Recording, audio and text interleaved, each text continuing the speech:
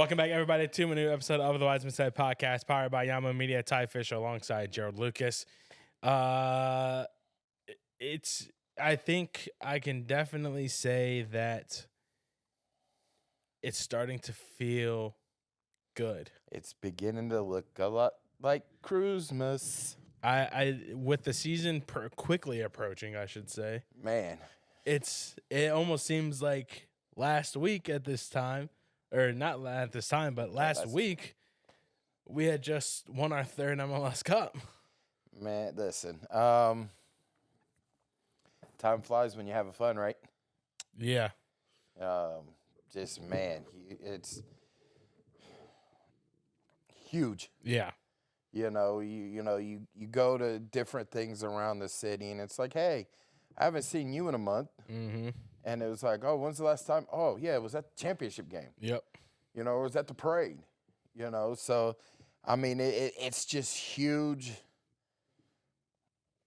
Huge that the season is here, right? It was beginning to look a little bit like the kid in the outfield, kicking his feet around, kicking the daisies like nobody loves me, and all of a sudden it's, hey, Columbus Crew reporting. Yeah. It's been one hell of an offseason, though. I'll tell you that much. I think not only because of some of the signings that Crew has, but overall in general for MLS this year, man. You got Brandon Vasquez leaves to go to Monterrey. Yeah. Who's actually performing really freaking well. 3 goals and 2 appearances, with Monterrey. So, I mean, don't get me wrong, how I know that stat, but closet FC Cincy guy over here. No. FanDuel is a monster. If you ever go down that rabbit hole, FanDuel is a monster. But it's just this whole offseason is huge. Mm-hmm. And I think, yes, we are the reigning champs. But look out for Colorado. I'm sorry, but they went out and did so much out there, and watch them to be a force there in the West this year. Yeah. You go in and get Chris Armas, legendary player here in the United States. Mm-hmm. You go get him to revive, Rapids 96. Okay, what did they go do? You got, was it Sam Vines? Vines, Georgi Mihailovic, Zach Steffen. They're still not done, right? They're looking for another midfielder. Yeah. But it's Cole Bassett's back. So I mean, they still got a core returning, but they're adding different pieces that they were missing. Mm-hmm. I think Abubakar Keita is there still. Abubakar Keita. He's still there. Former Crew player. How many former Crew players is on that team? Lalas Abubakar Keita. Zach Steffen. Giassi was there for a little bit. Which he needs out of Austin. Can't remember who else. There was somebody else there, though. Can't remember. Luis Diaz. Yeah, thank you. Luis Diaz was there. So, I mean, it's just huge, right? Yeah. But I think they're the biggest ones out of every team this year in the offseason. Yeah. Talked to Patrick Schulte, Yevon Shaberko, and Nancy this past week. Man, how is Schulte doing, man? Because he has to be on like a high right now. No, not really. No, and I asked him about that. I was like, getting, back into the swing of things. Or I asked him how the experience was with the national team, and just have him talk about that. He was like, yeah, he said it was very fun getting to get a game with all the guys that were there. Talked about, obviously the result wasn't what they wanted. Yeah. But he was happy to learn like how Greg plays, like his system, his tactics, his the way he plays and whatnot. But and he touched on this later. Another question I was asked. But he is more he's happy. He was happy with the national team, but he's happy to be back with Columbus, to be with the guys, because he said that somebody asked him, like, if I think it was Whitney, or no, it was, I can't remember who it was. If he has a lot of downtime to himself. And he said, yeah, but he doesn't like that, because he wants to be around a good element with his teammates. He wants to be around the team Yeah. to keep the energy high. Yeah. What a player. And whatnot. I asked him about if he had any personal goals that he was setting for himself this year. How many clean sheets did he say? He said he has goals, but he's not sharing them. Oh, come on, but he's not sharing them. And I gave an example, because when we talked to Alex Matan last week, Matan said, he wants to work on finishing. He wants to work on his runs into the box. And I provided that example, and he's like, he has goals set, but he's not sharing he's not them. biting. He's keeping the cards close to his vest. Which I think, like you touched on a little bit with Matan. Yeah. I think if he got a little bit better with his finishes or his runs into the box, he's a dynamic player. You put him out there with Rossi and Cucho, and we've seen what happened, right? Matan going all the way to the end, to the baseline, right? And that opens Cucho, Nagby, Rossi, Aiden, hell, even Amundsen, And yeah, but I mean, I think that's one thing, I'm glad Matan was able to see that, right? Because you get a lot of these players that come off of like a championship win, and they don't see what they need to work on. And that's what I love about this team. Like, everybody's hungry. Everybody's, the ego is not there, right? Well, I ain't gonna say it's not there, but that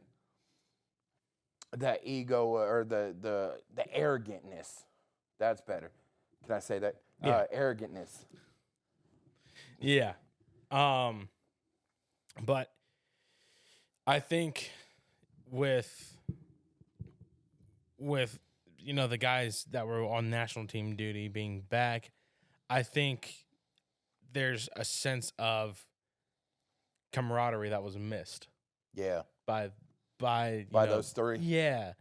Right. Because you have everybody going down the Port St. Lucie and whatnot, and you're going over here to San Antonio. And you're somewhere else. Just seeing them back in training from the videos that the social team puts, you can tell that the energy is much higher, if not still riding high, now that these three guys are back. Not only that, but everybody looks still fit. Yeah. Oh, like, Jesus Christ. Like, oh, yeah.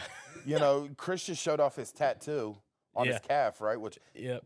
I don't think he meant to show it off. Somebody pointed it out. Phenomenal artwork, right? Oh, yeah. But that calf muscle, looking at dude's calf, come on. No, I mean, but no, the fitness though, like you see the definition, like you would think that you would get a little lackadaisical, little bit, come back like, okay, well, I need to get, it's gonna take me about 2 weeks to get back into playing, but like, Jesus Christ, like, even when we saw them here in Columbus before they left, it just was like holy shit. Yeah.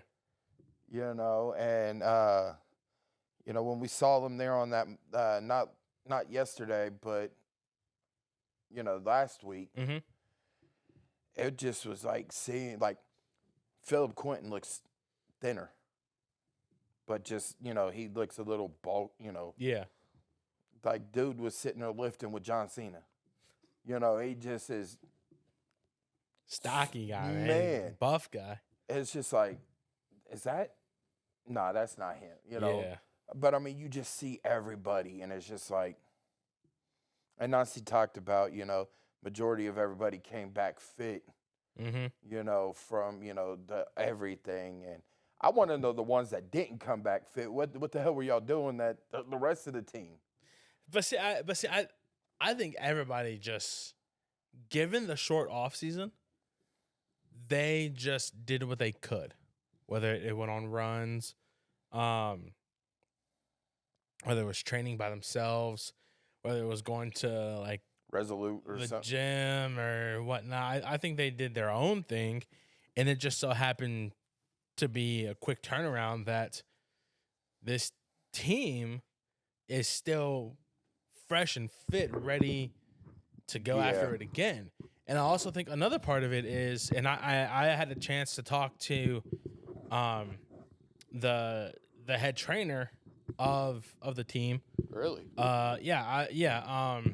Jules, I was able to talk to him before MLS Cup and whatnot, and just how the guys are so fit and whatnot. And one of the things that I asked was, Columbus has gone the distance every single game before MLS Cup. Yep. They played all 3 games against Atlanta.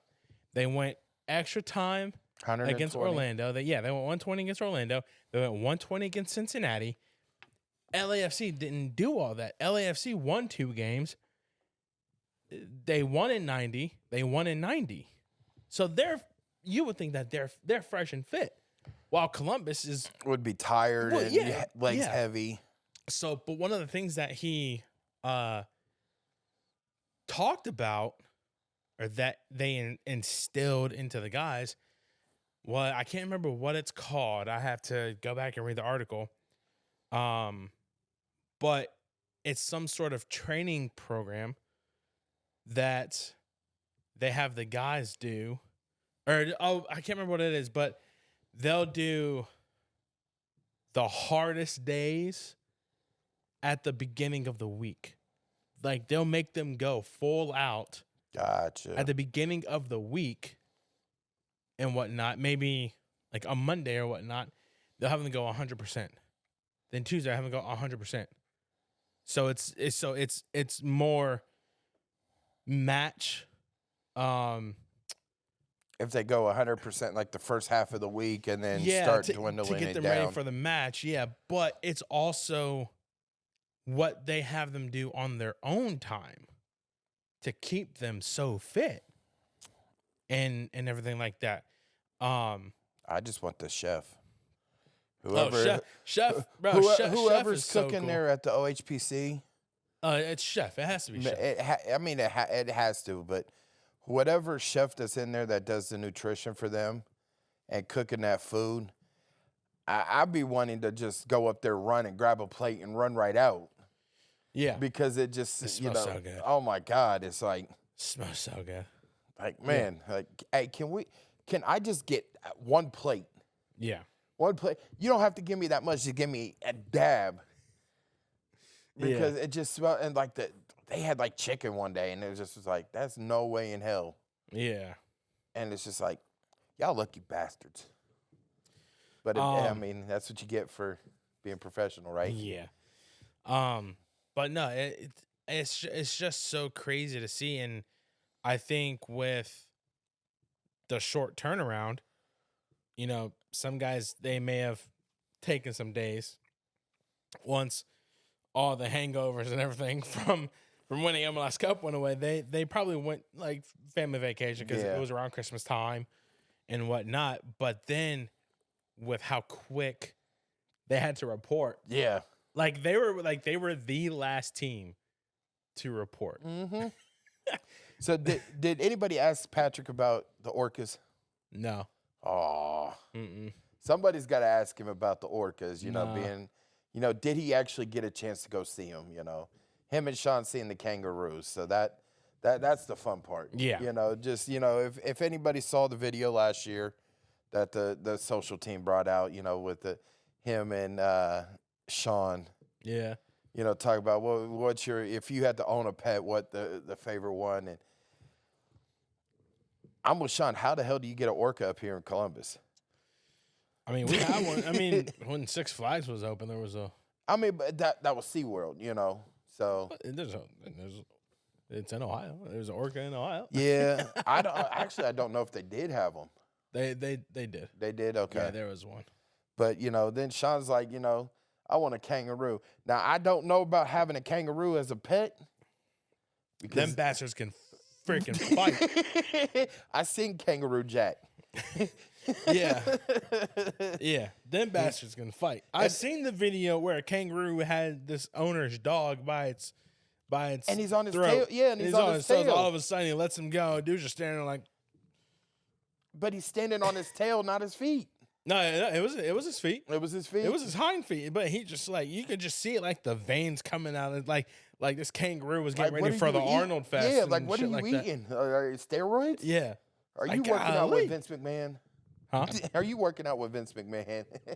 You just see the dude just takes a swing at him. Like, fucking yeah, but those guys are, yeah, the Teletubbies. That was the best. God. That was the best Halloween costume. And I think that leads into this next point I'm about to bring up is that Nancy said that the energy is high. Which is huge. At preseason. Everybody's in good spirits and whatnot.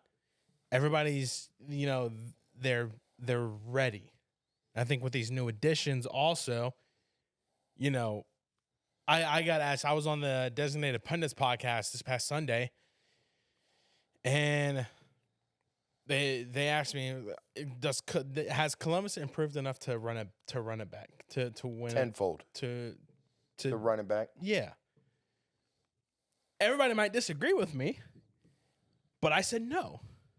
But here's why, right?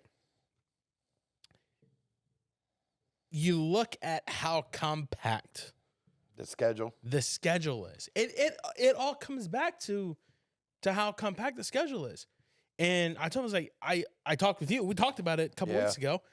Columbus is going to be playing 2 or 3 games a week. So a heavy rotation is going to play a factor. But I don't think they have improved enough in the transfer. Let me preface this. They got good pieces in the transfer market.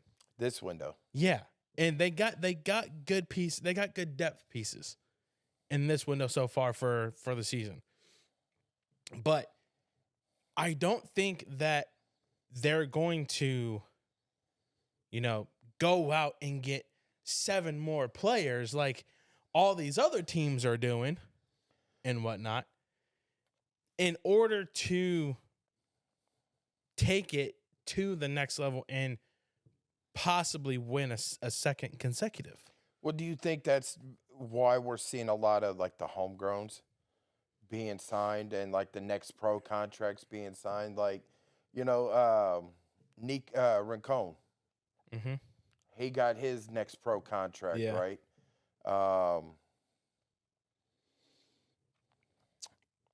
Cole Maroka, I think he's got his next pro contract or, something along that nature, right? Mm-hmm. Do you think because of like them doing those next pro contracts for some of like these academy, some of the next pro players, do you think that gives them the ability now to rotate some of them in for some of these tournament games, right? So, we talk about how compact it is, right? So say Columbus doesn't do well in some of these tournaments, right? But they're able to rotate some of these other players in. Now, you talk about the transfer window and, some of the pieces that were added, yes, which are some great pieces, honestly, in my opinion, right? But do you think, in between transfer windows, you still got trades, right? That the teams are allowed to do. Am I correct? Yeah. So there could be somebody that Bez sees, right? Or Nancy has seen and seeing what could take for, Columbus to get them, right? So I think they've improved, but they haven't improved, right? You're saying that they haven't improved to run it back. I'm not saying like that, but it's because of the schedule. I would say let me say it this way, because now that you say it back to me, it makes it sound like I don't have faith in the team. I do have faith in the team. I think it's too early to tell. Right? It's January. We have 34 games plus 3 tournaments, I think, and one-off game. Which I hope we win that one. It's too early to tell. On paper, by all means, yes, Columbus does have the talent to win a second consecutive cup, right? But it's too early to tell. I can only judge what I see when the team is playing. It's when the team is playing, but not when I'm looking at a depth chart, right? Because you would sit here and think, okay, yes. There's a problem here, but it can be fixed. Yes, they're definitely going to be cup contenders. People said that about FC Cincinnati last year. On paper, this team is going to win MLS Cup, right? People thought that Columbus wasn't going to win MLS Cup because it was Nazi's first year. Yeah. And he's going a more different route with a team than everybody else in the league is, right? People were looking at FC Cincinnati and saying, yeah, they're better than this, but not and they won the Supporters Shield. Okay, congratulations. They come up short. Leave it up to some people. They won the league. We'll talk about that here shortly. But then you look at Columbus, you're like, okay, they don't have this person, don't have this person. This person's good. They're very young. They're very young. They're very naive. They lost Lucas. Yeah. They're not going to win MLS Cup. Surprise. Surprise, motherfucker. Yeah, we won MLS Cup. But it's one thing to look at paper.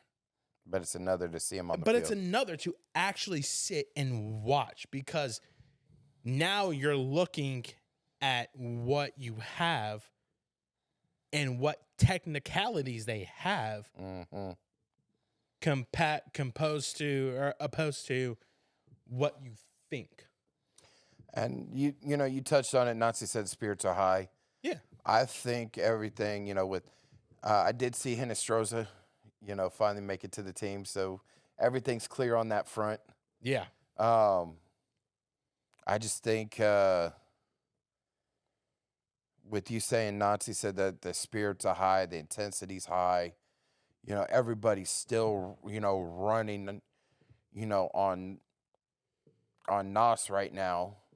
It seems like somebody hit that boost button and everybody's just going, 1,000 miles an hour. But that's what you want to see out of a team, am I correct? Yeah. With the preseason. So I think, like you said, on paper, yes, definitely it's a back-to-back year, right? Which there hasn't been a back-to-back champion in a little while. But, we have to see it on the field, right? Who was it? Jack McGlynn. Or Jack McGlynn or whatever his name is for Philly.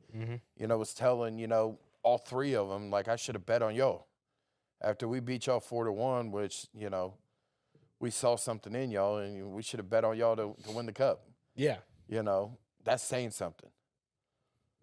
First year, a new head coach in his first year with the team, and you got the reigning Eastern Conference champions telling you, player on that team saying, yeah, we should have bet on y'all to win the cup. And that was from February 21st of 2023. Come full circle, like that means something, right? Yeah. So I think the first 2 months is gonna, in my opinion, with how the schedule is, you guys could take it for what it's worth. But in my opinion, the first 2 months of the season will determine, in my opinion, if Columbus runs it back or not. What's important? Supporter Shield or MLS Cup? Now, can I say I understand where? That person came from? Yes, I can understand what he's saying. To me, the Supporter Shield has lost its touch, right? Mm-hmm.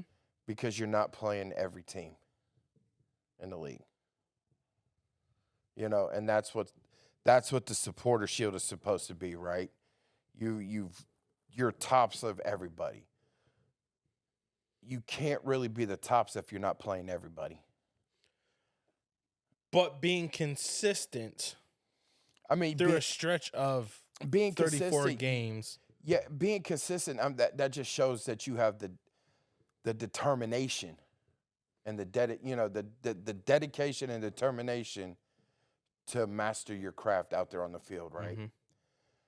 Supporter Shield to me has lost its touch because it's not really celebrated like it used to be, right? It's not something that, you could turn. It's not like a guarantee like it was in the past where if you won the Supporter Shield, you're the heavy odds favorite to be in that cup game. Yeah. You know what I'm saying? It's a honor to win that Supporter Shield because you grinded out all those wins, right? To be the best in the whole entire league. But you're not playing all the teams like you're used to. Mm-hmm. There's 28 teams in operation right now with the 29th starting next year, right? So, and you got 34 games. You got 34 games, but you're not playing all 28 teams. To me, there could be a way that the league can turn around and be able to play 28 games where everybody plays everybody at least once. But then you can have those other games, like your rivalry games, right? Your Hell is Real, your, Cascadia Battle, your El Trafico, your Cali, the Cali Classic? The Cali Classico? Yeah. You got that, or you got your Hudson River Derby. Hudson River Derby. You got your, whatever one you want to call in Florida now. With Inter Miami and Orlando. You want to call that the South Beach Brawl. Whatever you want to call that, right? Or your Texas Derby. You know what I'm saying? So you could have those ones to where you're playing those two twice a year, right? But give it a shot to where you're playing every single team. There's 28 teams. That leaves 6 games. 6 teams that you could play, one more time. Then I think that would work if MLS moves to the winter spring schedule. Then get rid of Supporter Shield. Because to me that's what the Supporter Shield is playing everybody, right? To be the best, you have to beat everybody. Am I correct? We could save this debate for a bonus episode. Not really, no, because in the Shield is the consistency purpose, right? FC Cincinnati was the most consistent team throughout the entire stretch of 34 games, where they only lost 2 home games. That, along with St. Louis, who somehow, some way decided to start their season 5-0, which was absolutely weird. St. Louis Magic. To be consistent in that sense would be amazing, which is why they have the Shield, because they were out of the 28 teams, They were the most consistent. they were the most consistent with pretty much no flaws, which is the point Miazga was making. And I get it. However, on the flip side, it doesn't hold the weight. Like you said, it doesn't hold the weight like an MLS Cup does. I'm not saying that because I'm a Columbus fan. I'm saying that because you don't win the league when you win the Supporter Shield. You win the regular season with the Supporter Shield. You win the league by winning the by cup. winning the MLS Cup, because that is the ending trophy of the season. And that's where you get your stars at. Yeah, that is, you win the league when you win the MLS Cup, because that is the penultimate prize to what's the word? Cultivate or something Yeah, like that. to Capsulate. Yeah, to encapsulate the entire season, right? So, me being a realist, right? I see Miazga's viewpoint, because you look at EPL, you look at La Liga, you look at Bundesliga, you look at Italian Serie A, you look at every league. They have whoever is the top at the end of the season is The champion. Is the champion, right? So from a European perspective, as you said, yeah, they are. They won the season. Yeah, they won the season, yes.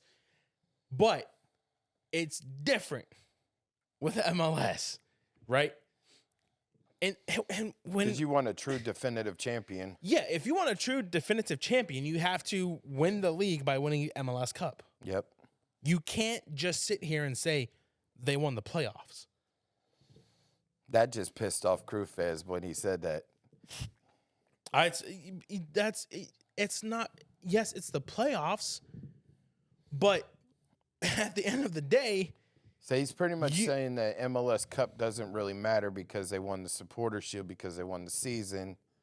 So his stance on that was they were essentially champions because they won a Supporter Shield, right?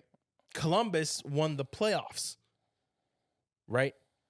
But if you look at what you get when the regular season ends and whatnot, yes, the highest team in the league gets the Supporter Shield, but that is the penultimate prize for the regular season, right? Because that gets you like the number one seed. It gets you, if you advance to the cup, to the cup game, you're more than likely able to host. Yeah. You look at the MLS Cup. Now you're wrapping up everything. You're wrapping up the entire league, right? The winner of MLS Cup wins the league. Yep. And they get all the media tours and everything. Yeah. So and the funny thing was, I don't know if he knows this, but no, never mind. No, he's with ESPN. Never mind. I'm an idiot. But that's just the reality of it. But I mean, what more can we expect though from Miazga though? Yeah, guy doesn't know how to freaking stay in his own lane. God damn. I mean, but it's a new season, right? Yeah. And who are you gunning for? Are you gunning for Supporter Shield winner, or are you gunning for an MLS Cup champion? In my opinion, everybody's coming for Columbus. Yes. Everybody's gunning for Columbus. Mm-hmm. Nobody's gunning for Cincinnati. Columbus is. Well, besides Columbus, but, nobody's saying, we're going after the Supporter Shields this year. Yeah, no. The one that holds the most weight is the one that you could drink out of? Yeah, is the one that is I say it's the penultimate prize to end the league. I think he's just mad because he doesn't have a chalice to go with his pizza and his supporter shield and his wooden spoons. It's, I mean everybody's like, oh, MLS Cup means nothing. I'm whatever. sorry, MLS Cup means nothing. I mean, when you sit there and you look at Major League Sports and they say who's the champion, it's not going to say FC Cincinnati. Who's Major League Sports? I'm talking about Major League Oh, Sports in general. In general, when you say NBA, NFL, MLS, MLB, NHL, when you say who is the champion of MLS, who are they going to say? Columbus. They say, who's the champion of NHL? Right now, Vegas. But that's what I'm saying, though. Yeah, you know what I'm saying? So it's not like who's the winner or who's the champion of MLB. You know what I'm saying? It's the team that wins that in the playoffs, in the postseason. That's who wins the league. Yeah. And I think he's just butthurt because he doesn't have a chalice. Like I said, you don't have a cup. You don't have Lord Stanley. You don't have MLS Cup, that you could drink out of. Yeah. They got their wooden spoons that they could play with drums now on the supporter shield as they march down, down to Nippert Stadium. Nippert, man. Wow. TQL or TL, whatever the hell it is. TQL. Toilet Bowl Stadium. Don't get me wrong, it's a great stadium, but yeah, lovely stadium, lovely place. I'm sorry, but every match does not need to have the supporter shield out there with the fans marching to the game with it. Trophies are not meant to be. I think they did that just because it was Columbus. They did it a couple times. They did it with in the playoffs, and then also the last game of the season for them. Well, yeah, but I think it was more of they try to get themselves a pride thing by rubbing in our face that they were Shield winners. 120 minutes after that, and they're on their way home. Yeah. So I don't know. That whole Matt Miazga thing just really pissed me off. It didn't really piss me off. It just made me think, yeah, like, are you really that naive to or are you really that stupid? No, conceited to only think of yourself. I mean, it sounds like he's parking valets at the parking garage. Fuck that guy. First of all, fuck that guy. I knew it was coming. I had to throw it. I had to throw it. Fuck that guy. No, Miazga's a little too, like you said, conceited, arrogant, cocky. I mean, you got to have that as a player, but you got to know when to shut the hell up. Just congratulate a team, even if you don't like it. You don't like that team as much as we hate y'all hate us. We both still hate. I've met some nice people in Cincinnati. There are some good, supporters. Don't get me wrong. There are some good supporters down there in Cincinnati, but, when you got players like Miazga that's sitting there saying, supporter shield, holds more weight than a cup. I'm sorry, but when you Google Major League Sports in the United States, it's not going to say MLS, who's the MLS champion. It's not going to say supporter shield winner FC Cincinnati. Yeah. It damn sure is not going to say that. Columbus Crew released CONCACAF released the rosters for the CONCACAF Champions Cup. Saw that. And Columbus, not really any surprises, I should say. One caught my eye on the roster. Who? There was a number change. Oh, yeah. Well, you're jumping ahead, my friend. Well, I mean, I thought you had it already saved. No, because I was busy eating freaking sheets earlier. So, and we'll post the picture here on the screen, so you guys can see it for yourself. Nicholas Hagan, Philip Quinton, Will Sands, Rudy Camacho, Derek Jones, Darlington Nagby, Aiden Morris, Cucho Hernandez, Diego Rossi, Marino Heinestrosa, Yao Yaboa, is it Habrun? Habrun. Taha Habrun, Christian Ramirez, Malde Amazon, Jason Russell Rowe, Alexandru Matan, Yevon Shaberko, Mo Farsi, Evan Bush, Sean Zawoski, Maximilian Arfston, Patrick Schulte, Steven Morera are all on the CONCACAF Champions Cup roster. And yes, as far as this goes, Will Sands has changed his number to number 3. That's huge. Now, whether or not this is true, I don't know, but it has everybody's number next to it. So I would assume that Will Sands has taken the number 3. That's huge. Because, I mean, that's a pretty big shoes to fill. Yeah. Coming from, a certain, person named Josh Williams wearing that number for years. Yeah. And, not seeing him wearing that number anymore, to having Will Sands wear it, I mean, time to show up, right? You're coming off the knee injury, which he's been looking great in training. Like, I want his knee surgery. Fix my knees, please.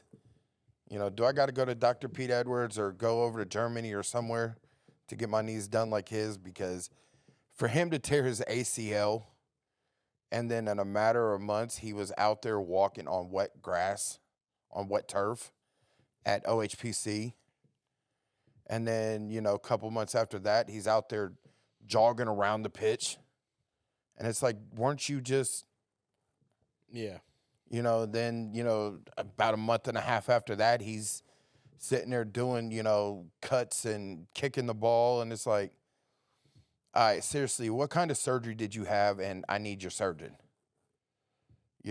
Somebody. Right? So, I mean, I think Sean Zawoski turned into what Will Sands was supposed to be last year. But if both of them could get on the same page and be the same play, if Will could get like, Sean was last year, that's huge for Columbus. Yeah, it is. 2 Swiss Army knives. It is. I'll go to war with them. And I think Nazi's going to have a tough choice on his hands. You got to, man. Like, do you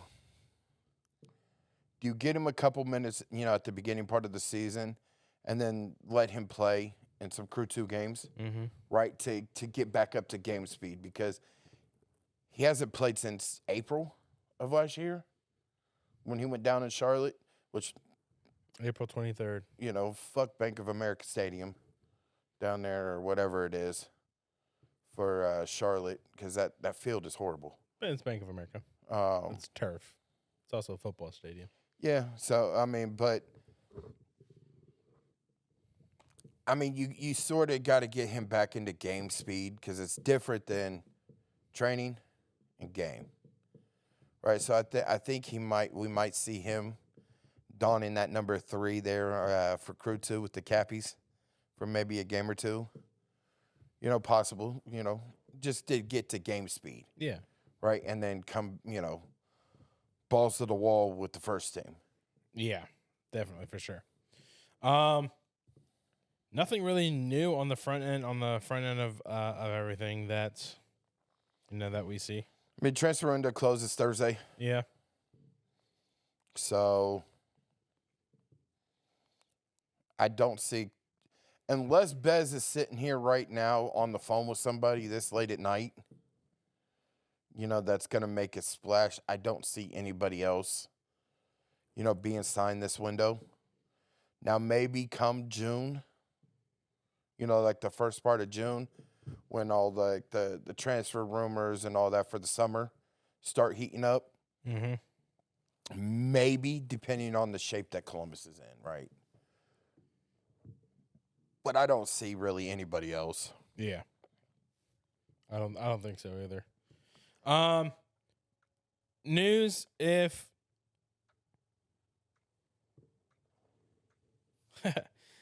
news regarding Steven Moreira. Oh yeah. Cape Verde defeated Mauritania. Is that how you pronounce it? I don't know. 1-0 to advance to the Africa Cup of Nations quarterfinals, where they would take on the winner of Morocco and South America. South America actually won that one. So Cape Verde versus South America. Yes. Or South Africa. South Africa. Did I say South America the first time? I did? Yes, and My I bad. agreed with it. My bad. It's South Africa. So, update on Steven Moreira. I mean, I don't know when we'll get to see him. I don't know either. Like, season's might- coming up very. I don't think it definitely probably won't start for the first game. I mean, but we got the depth pieces, though. Yeah, we do. You know what I'm saying? And we're playing against Atlanta United, Yeah. which to me, in my opinion, their front line is, is what scares me for Atlanta United. Yeah.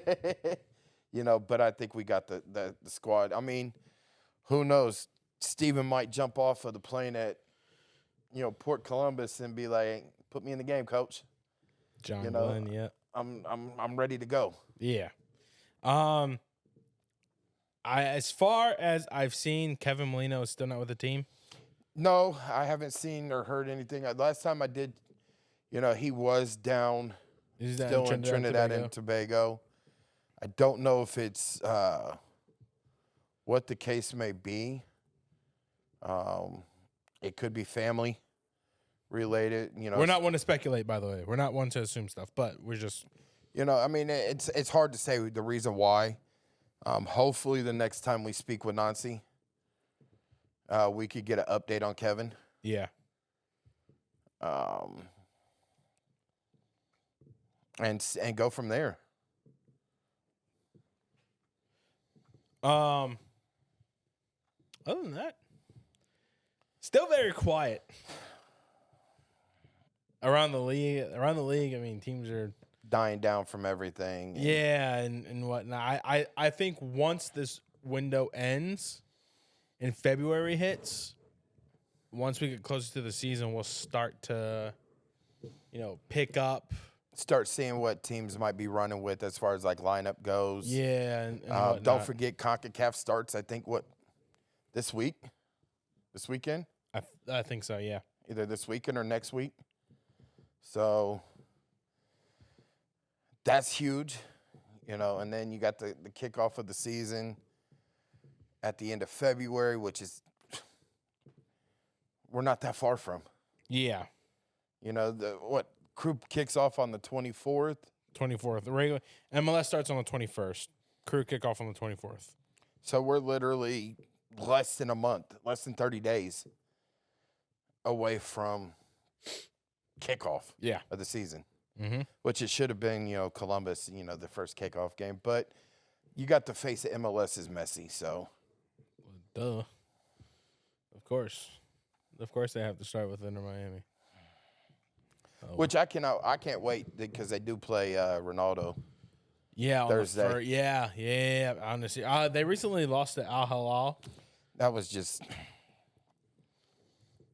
So that was something. It was a brutal. It was like 3-0, 2-0.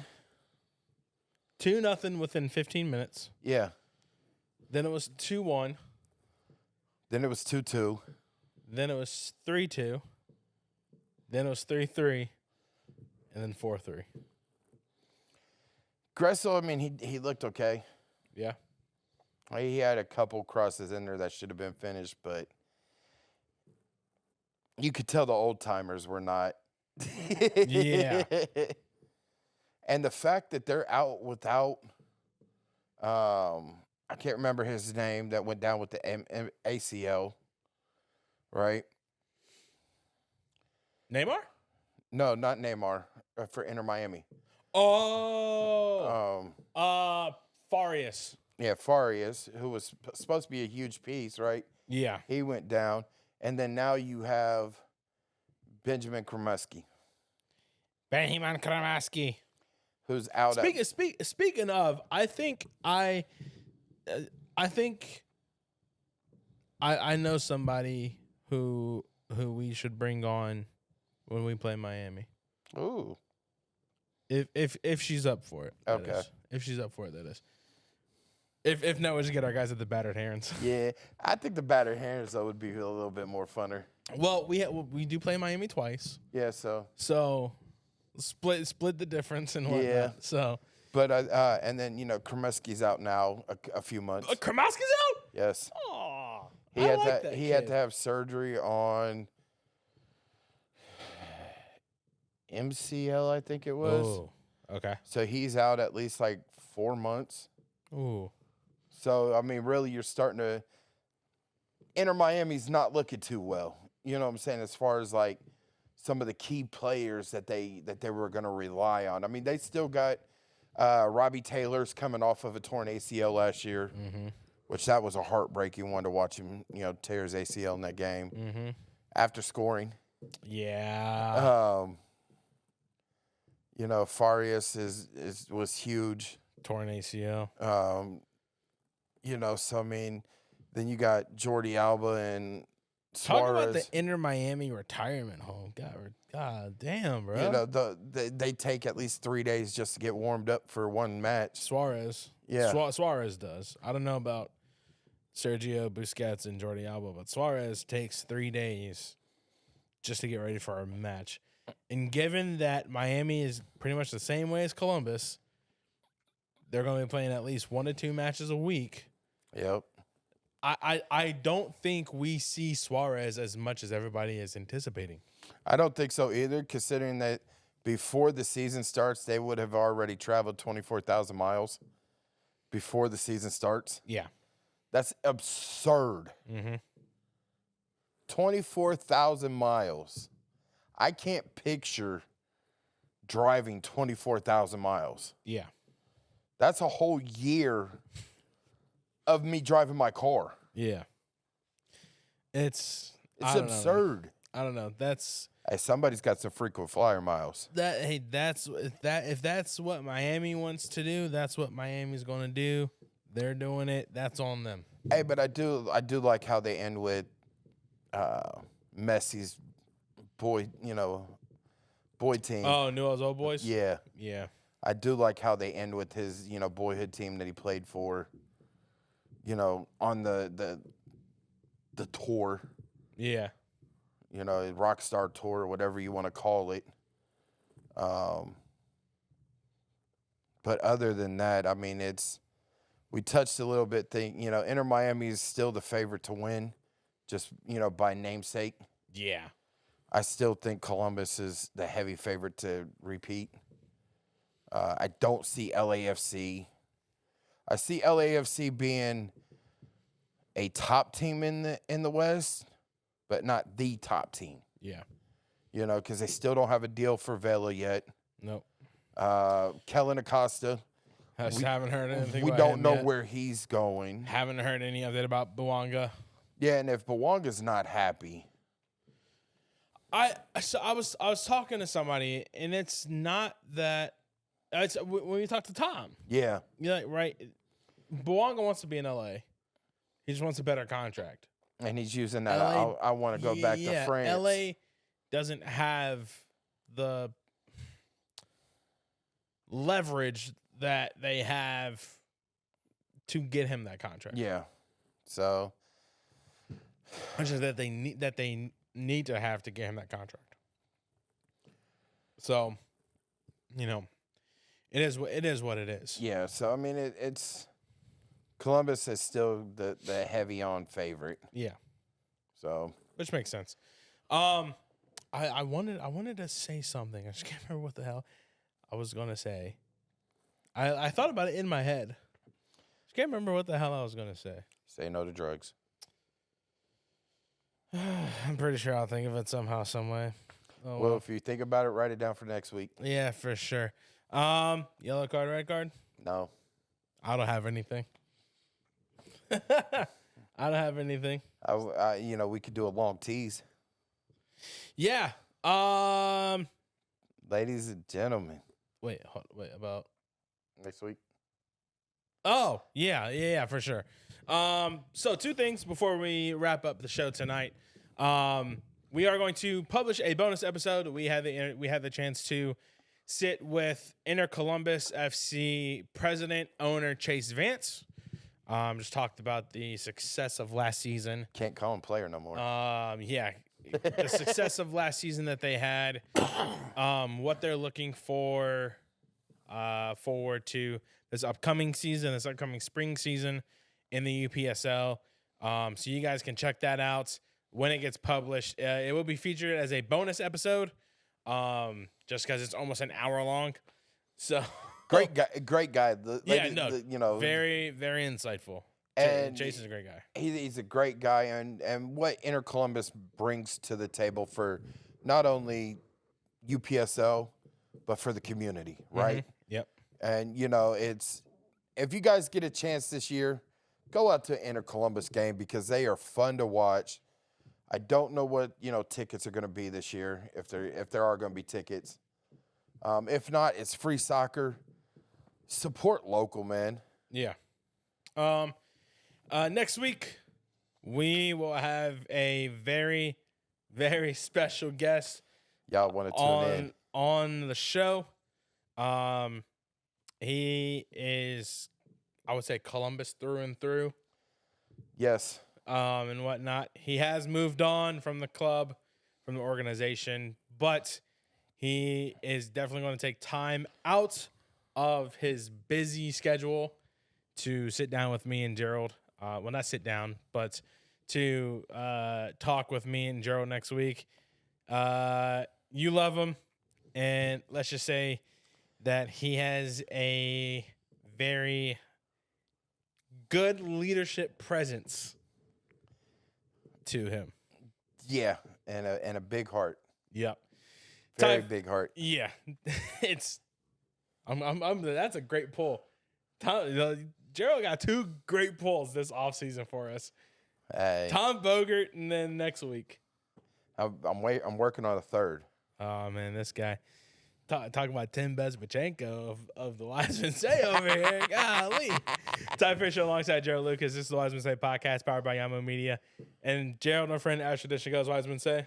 Only fools rush in. Peace out, everybody. Have a good weekend. Stay tuned. On the lookout for the interview with Chase Vance. We will see you guys next week. Stay wise, y'all.